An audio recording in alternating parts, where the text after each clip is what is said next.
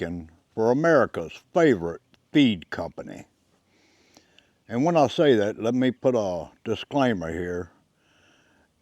Everybody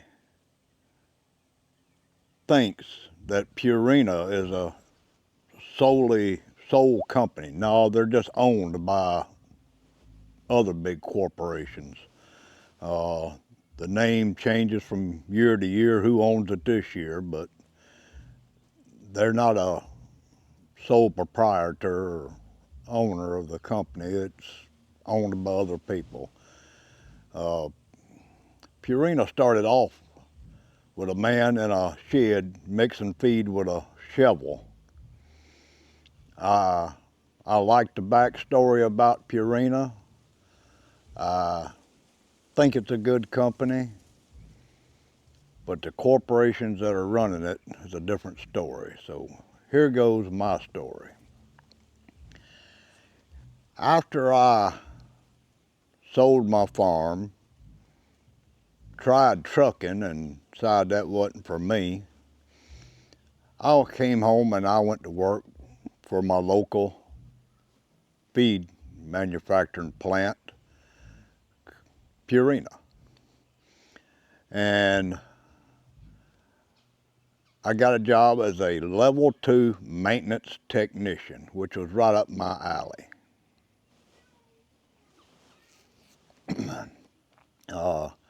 Since I was kind of multifaceted in the trades, it fit right in to me. So I went to work for them as a level 2 maintenance technician. And they told me shortly after I went to work there, says, look, if you have any special skills, for each special skill you have, you can get a $1 raise. I said, okay, that sounds good. So the next day I brought all my diplomas up there, my carpentry, my refrigeration, my electrician, my welding certificates.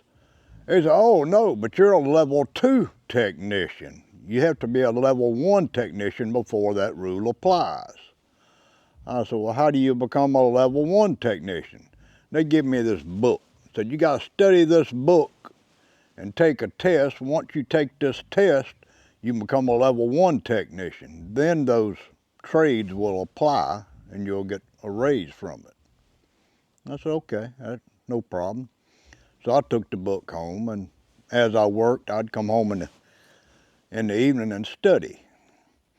Well, it's all basic junk stuff I knew already anyway. So a week or two later, I went back to my supervisor and said, look, I'm ready to take that test. He said, what test? I said, the level 1 maintenance technician. Oh no, but you gotta be here a year before you can take that test.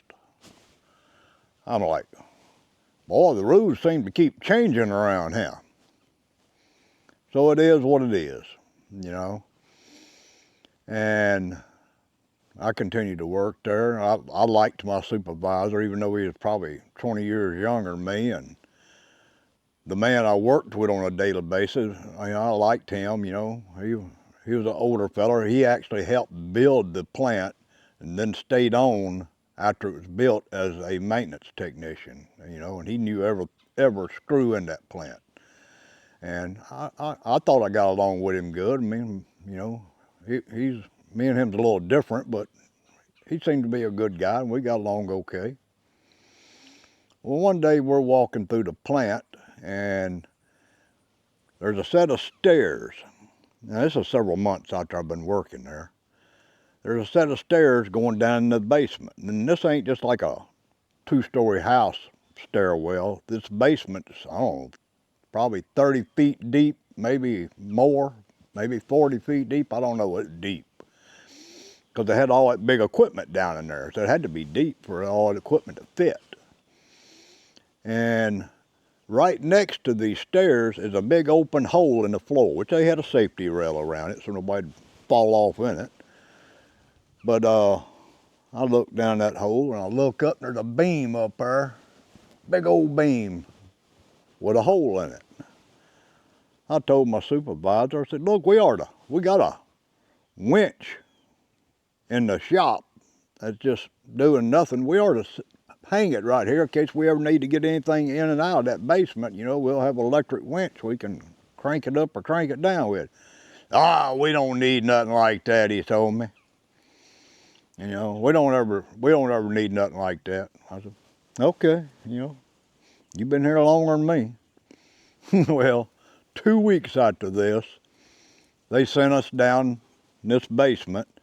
They had one 3-inch gasoline-powered sludge pumps. It's like in a frame, like a big portable generator. They needed to get that pump up out of there and bring it back up to the ground level floor. So we get down there and we grabbing it, you know, we carrying it up the stairs, and I'm on the bottom side. The fellow I'm working with, he's on the upper side of it.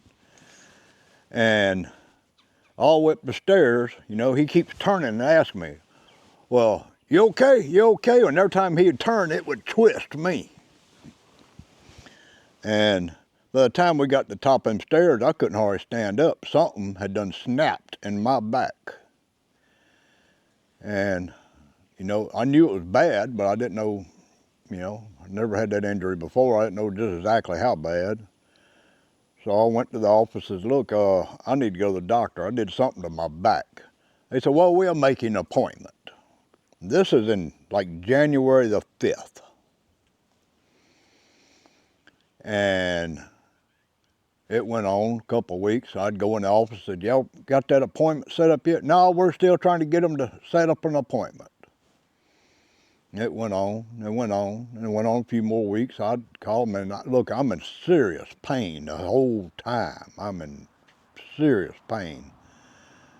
Not knowing I'm coming to work doing more injury because I'm, you know, I didn't realize I was doing more harm to myself by going to work every day. And this went on until June the 6th. Or actually a week before that, I walked in the office and asked them, hey, y'all got a doctor's appointment lined up yet? No. Well, it just so happened my supervisor was in St. Louis, Missouri at the head Purina office at this time. They had went up there for a meeting. So I told this lady in the office, I said, well, next time you talk to them, ask them if they ever heard of Morris Bart, which is a famous lawyer down here, a TV lawyer down here in our area. And I went on back to work. You know, wasn't even planning on calling no lawyer. I just said that out of aggravation, you know. Just ask them if they ever heard of Morris Bart. And I went on back to work, you know, not thinking nothing else about it. It wasn't 5 minutes later, I was getting a phone call from the head office in St. Louis, Missouri. Oh, no, don't call no lawyer. We'll get you a doctor's appointment, you know. They had me a doctor's appointment like in 2 days. Boy, how funny how that worked.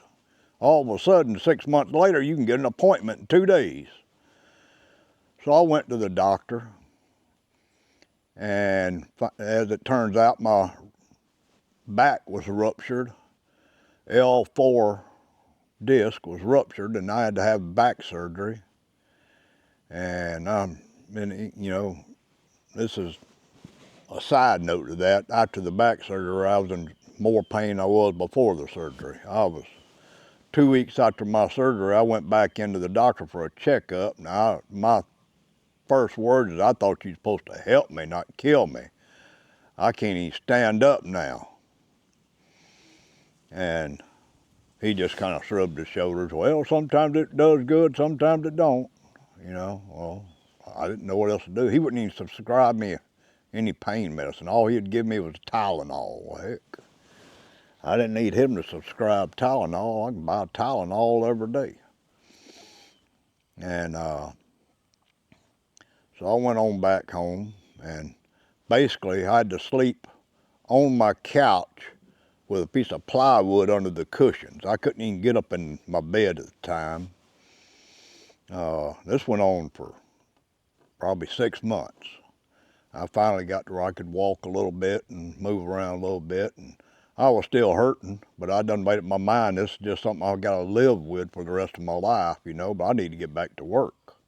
I wasn't getting paid, you know, paid for being hurt or laid up or anything.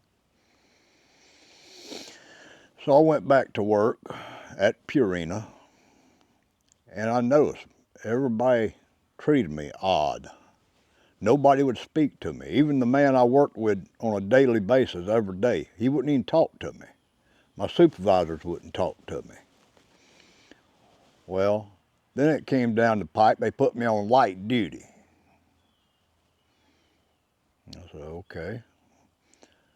Well, then they started cutting my hours. You know, it went from 40 hours to 30 hours to 20 hours to 15 hours.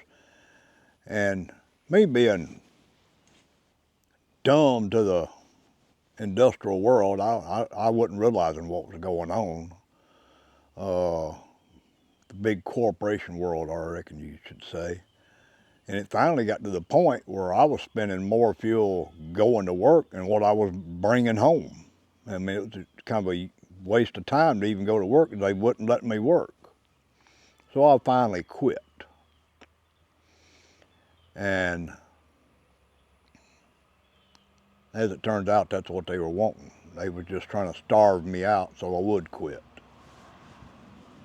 And it's a shame what a corporation to do to you like that, you know. I've heard of stories of other people that got hurt on a job and their company took care of them. But let me tell you, all companies aren't like that. And if you continue to follow me, you'll learn more about what I'm talking about. Some companies you're just a number. We'll dispose of you and hire somebody new. And I went back up there, this plant, several years after I'd done quit, and just to see people I thought were friends. They still wouldn't speak to me. They act like I had done something evil or done something to that company. I didn't do nothing but my job, and I got injured. Then the company just disowned me. You know, you just a piece of trash, we done with you, go. So it's, I don't know how else to put it. Big companies do not care. You're just a tool. Just like me going in my shop here and getting a wrench out and using it. You're just another wrench. So with that being said, don't put your safety in danger for the company. You take care of yourself, do your job. I can't stand to go to work for somewhere and you see these guys that just sit around on their phone all day and not work. I believe in doing my work, but watch out for yourself. Do not put yourself in a hazardous condition where you can be injured, because they're not going to care about you. They're not going to take care of you. They could care less.